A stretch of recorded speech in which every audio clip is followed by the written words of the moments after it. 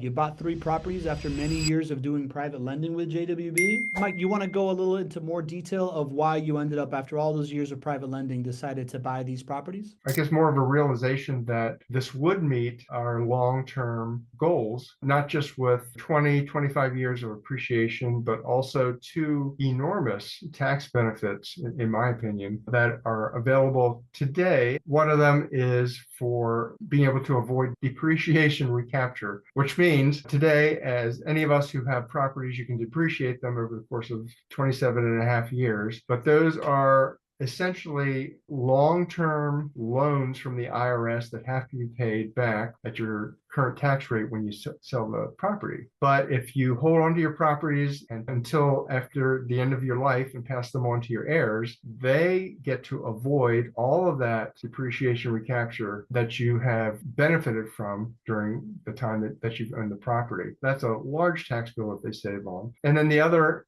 is called capital gains step up of basis, which means that from the time that you purchase your property and add some capital improvements to it, the value of that compared to the fair market value of what it would be at the time of sale, that gap in between is what you would pay capital gains on. And once again, if you hold on to your properties to the end of your life, pass them on to your heirs, that gap of capital gains taxes, they don't have to pay at all. They would only start paying capital gains from the time that they receive it until later.